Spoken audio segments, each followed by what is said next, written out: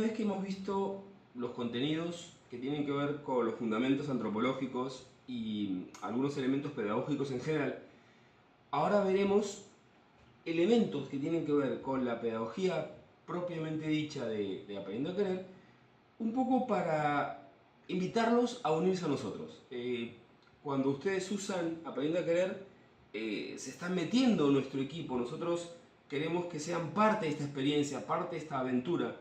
Ya veremos todo el impacto que está teniendo a nivel internacional el programa. Lo pueden saber de boca de Cristín, que la tienen muy cerca probablemente, de los orientadores de Cruz y de todos los que están allí. Pero bueno, ahora de alguna manera queremos explicarles qué nos está motivando, qué nos ha motivado a hacer Aprendiendo a Querer de la forma en que la hemos hecho y qué es lo que de alguna manera esperamos de todo este proceso, digamos, ¿no? Entonces, en primer término vamos a hablar de estos 5 puntos. Primero, el punto de partida. ¿Qué concepción de la educación? Aunque ya lo hemos un poco visto, lo repasaremos. ¿Qué tipos de contenidos son los que vamos a manejar a lo largo del programa? Esto también es muy importante para ir modulando el mensaje. ¿Qué metodología es la que emplearemos? Y finalmente, ¿qué resultados esperamos en el uso del programa Aprendiendo a Querer? El punto de partida.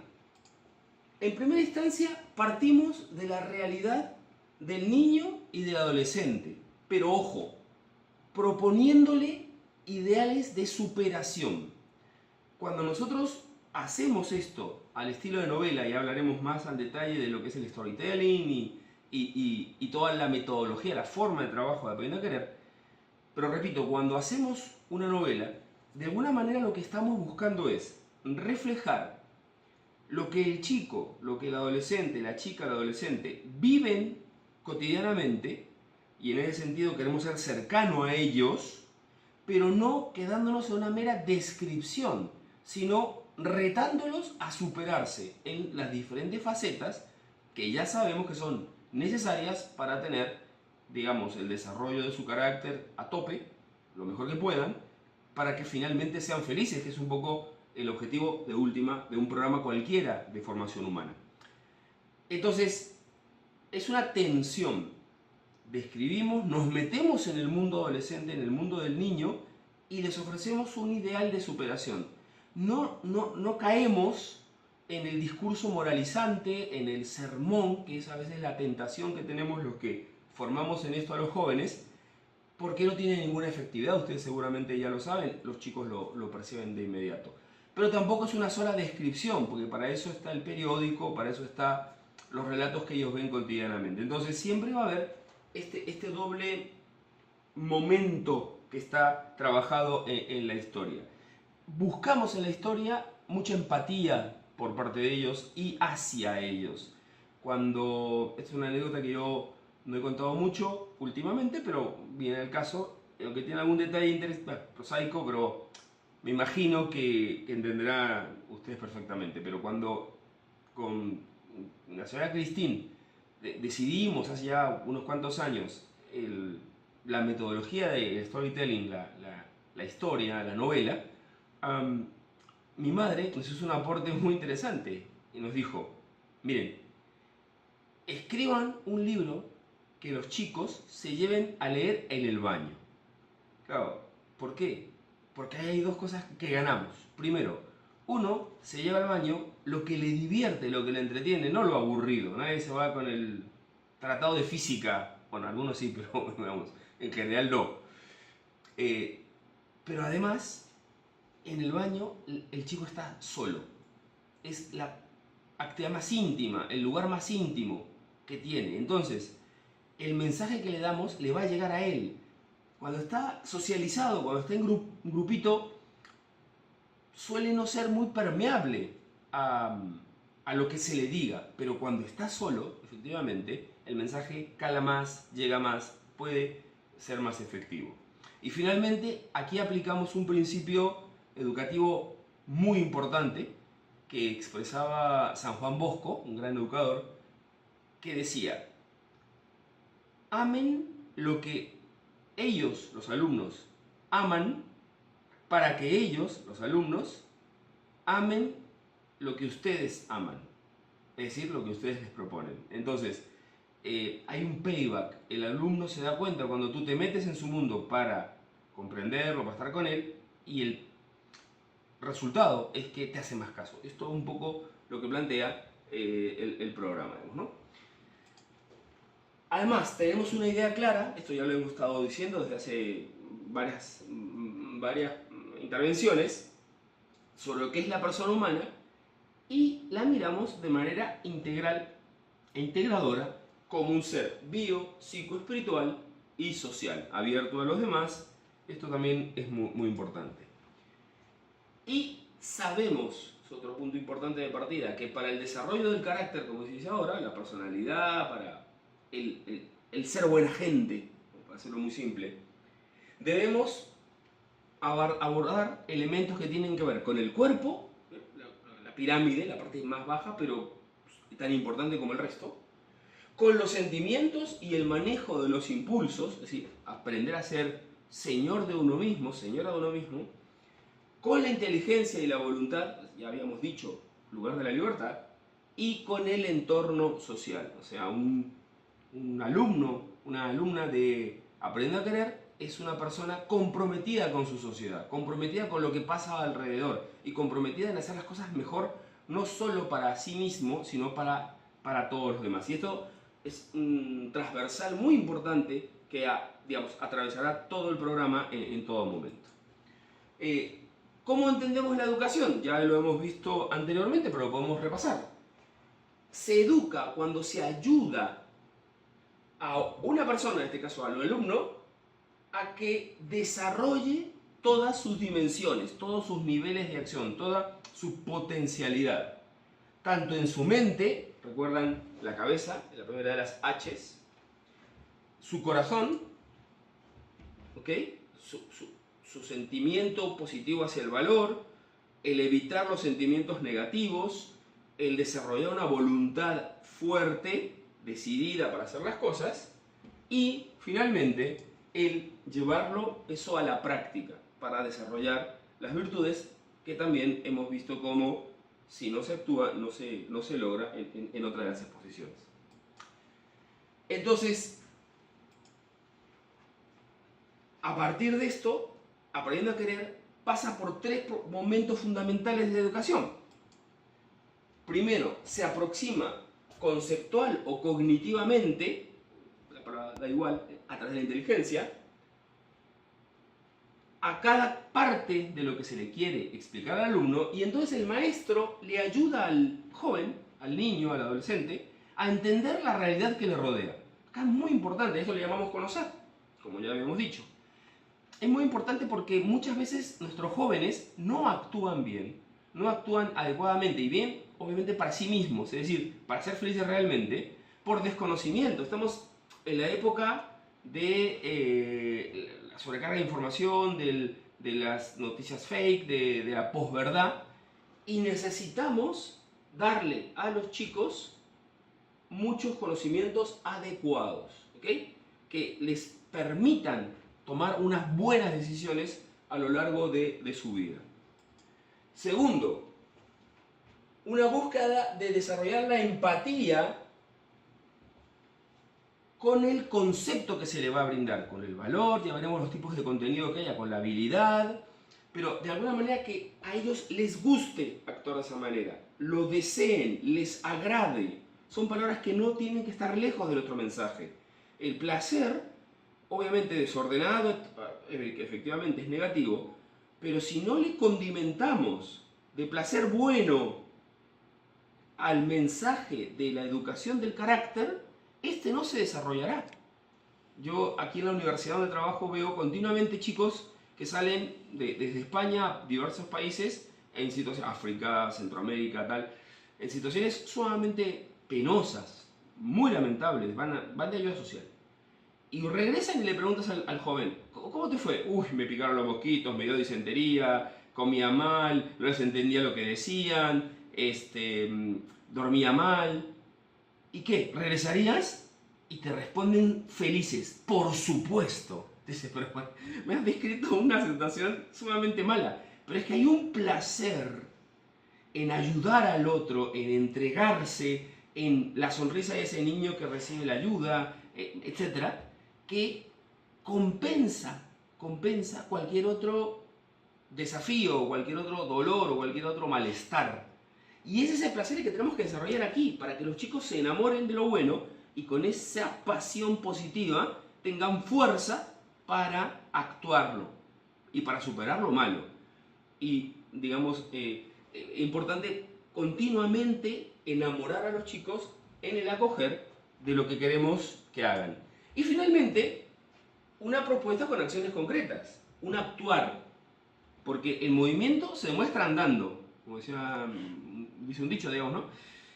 De alguna manera, a partir de la acción, el chico termina diciendo soy capaz, lo voy a hacer, qué rico es hacerlo, y se retroalimenta continuamente en este proceso. Todas estas explicaciones ya de alguna manera las hemos dado, pero queríamos retomarlas porque son algo fundamental. Ahora, ¿qué tipos de contenidos vamos a proponerles a partir de los diferentes capítulos de Aprendiendo a Querer? Incluso en el mismo capítulo varios contenidos juntos. Primero, autoconocimiento, ¿ok? A lo que invita primero Aprendiendo a Querer a que los jóvenes vayan, y los adolescentes y los niños vayan entendiéndose a sí mismos a partir o a través de las diferentes etapas de vida. Por eso hablamos de desarrollo psicosexual, por eso hablamos de el niño y las reglas, que son algo que empieza a desarrollar en la primero o segundo de primaria, la relación con sus amigos, los cambios de estado de humor que va teniendo. Y entonces, ¿para qué? Para que categoricen sus sentimientos. A esto le llamamos alfabetización afectiva. El principio es muy simple. Sentimientos que tú puedes nombrar, los puedes, no vamos a decir necesariamente controlar, pero ya empiezas a tener un señorío sobre ellos. Pero sentimientos que no los nombras, que son difusos en tu cabeza, te suelen controlar, como la angustia, como el miedo, la desesperanza. Entonces, en la medida en que yo le logro poner nombre a los sentimientos, empiezan a ser un poquito más míos y yo un poquito más dueño de mí mismo. ¿Para qué? Para manejarlos mejor, para llevarlos a buen término. Como decíamos, no es aspecto represivo, sino más bien es aspecto de conducir, integrar. Finalmente la integración nuevamente aparece aquí. Entonces, los chicos tienen que verse reflejados en los libros para conocerse un poco mejor. Y esto tenemos muchos testimonios que se logra muy bien. Luego, les proponemos valores y virtudes. Aprender a Querer se basa en una serie de valores que proponemos de manera muy proactiva. La manera de expresarlo tanto en la metodología, como lo veíamos a través de mente, corazón y acción, conocer, acoger y actuar, como también por los textos que los chicos ven en las novelas, hacen que los valores que ellos puedan ver, como veíamos en la primera exposición, se conviertan en su propia vida en virtudes, ¿ok? Nosotros proponemos valores, los chicos les gustan esos valores y ellos los canjean en virtudes. Nuestro trabajo es aplicarnos a que ellos vean los valores y ayudarlos en el proceso de canje, entre comillas, de encarnación del valor en una virtud. En la vida cotidiana, importante que esto se refleje continuamente. Por eso muchas veces Aprendiendo a Querer es un desafío para el profesor, para todo un colegio. ¿Por qué? Porque el chico no puede ser que en el pizarrón, en la pizarra, vea reflejado en Aprendiendo a Querer cierto modo de vida bueno y luego ve a su alrededor en el colegio y se vive completamente diferente. Cuidado, porque eso nos implica como profesores a reflexionar qué podemos mejorar también nosotros en la práctica cotidiana, en lo que llamamos el ambiente de centro o también el currículum oculto. Palabras que probablemente ustedes han oído en algún momento porque son más o menos conocidas, digamos, ¿no? Y tercero, información. Hablábamos de la mente, hablábamos de las noticias falsas, tal, de la posverdad, esto lo decimos bastantes veces. Bueno, Aprendiendo a Querer, el equipo que estamos continuamente detrás de Aprendiendo a Querer, nos tomamos el trabajo de aclarar bien esto para que la información que los chicos reciban no se le oculte nada, sea continua, completa y bien asegurada para que sus decisiones sean buenas, digamos, ¿no? Entonces, continuamente va a haber de las tres, a veces más autoconocimiento, a veces más valores y virtudes, a veces más información, pero son tres valores o tres puntos importantísimos para trabajar. ¿Con qué metodología? Obviamente hablábamos primero de la empatía con los adolescentes. Retomamos el concepto de San Juan Bosco, de estar cercano al concepto que tienen ellos mismos de la vida y demás, para poder irlo rectificando de a poco, proponiéndoles, más que otra cosa, esas rectificaciones, esas mejoras. Y para eso la novela, la historia, el storytelling, ayuda muchísimo, digamos, ¿no? Por lo tanto, pensamos que hay dos cosas que se ganan. El consejo, como dice aquí, a favor de lo bueno es mejor oído, porque no está la moralina, no está el sermón, pero además la posibilidad de, al hablar de los personajes, no personalizar cualquier tipo de pregunta. Es mucho más fácil decir, si a Carlitos le pasa esto, si a Alicia le pasa aquello, si a Álvaro o a Frank, qué decir me pasó a mí o cosas similares que muchas veces sabemos que causa un pudor natural y tenemos que respetar mucho ese pudor. Entonces, la empatía con ellos es muy, muy importante. Segundo, damos explicaciones de fondo que respetan la capacidad de pensar de los chicos. A veces algunos profesores, al ver algunos de los contenidos, se quedan un poco asustados diciendo, esto mis alumnos no lo van a entender. No. Respetamos mucho que ellos son seres pensantes. A veces no terminamos de valorar adecuadamente. Son chicos que están esperando ser retados hacia desafíos altos a nivel intelectual, a nivel crítico, a nivel de aspiraciones, y basta con que uno les ponga el reto para que se disparen, para que saquen lo mejor de sí. ¿Qué metodología también usamos? Introducimos ejemplos concretos.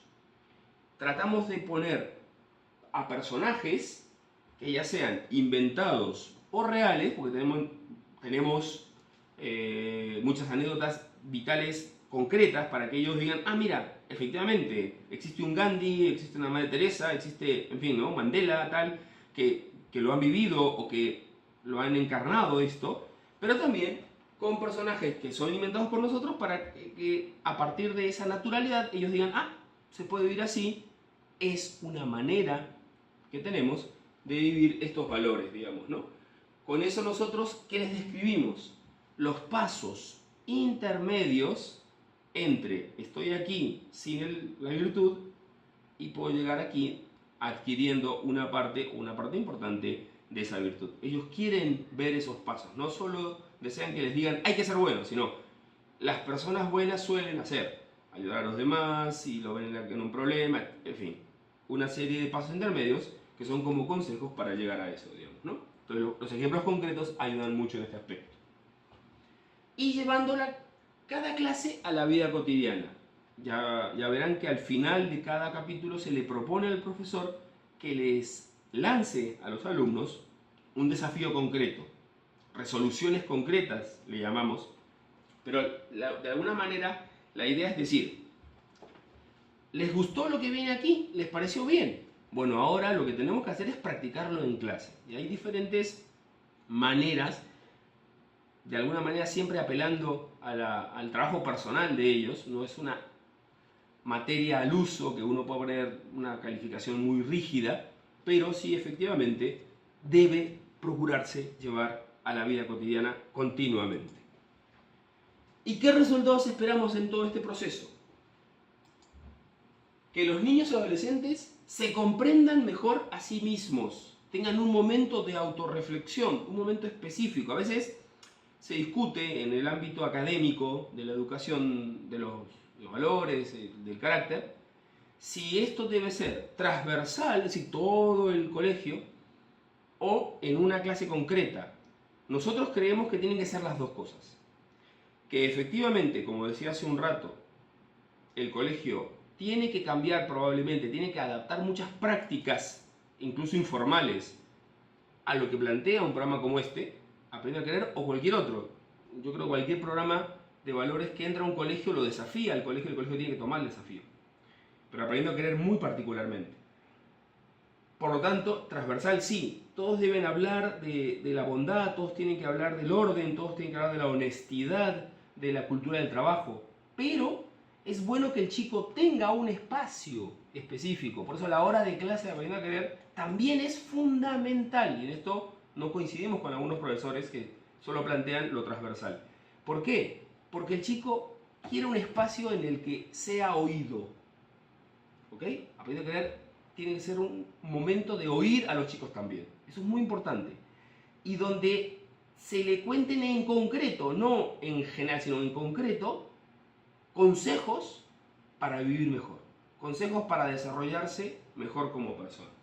Entonces, es fundamental y es un resultado que nosotros creemos que ellos logran. Teniendo ese espacio, tienen el momento de pensar sobre sí mismos, ser críticos consigo mismos, aunque no nos lo digan, ¿ok? Las encuestas que hemos pasado en algunos momentos nos muestran mejoras en este nivel y proyectarse hacia un futuro mejor. Segundo, que crezcan en auténtica libertad y desarrollen claridad de conciencia para que sean protagonistas, artífices, que ellos mismos se sientan dueños de su propia vida. Poco a poco, de alguna manera, al ver el texto, la metodología, ellos van cogiendo confianza en ellos. De alguna manera dicen, el programa confía en mí, yo haré mi vida de la mejor manera posible, aunque me equivoque, me levantaré de nuevo, seguiré adelante, pero de alguna manera esto permite desarrollar libertad, que esto es fundamental, porque la claridad de conciencia da libertad, buenos conocimientos da libertad. ¿Qué más?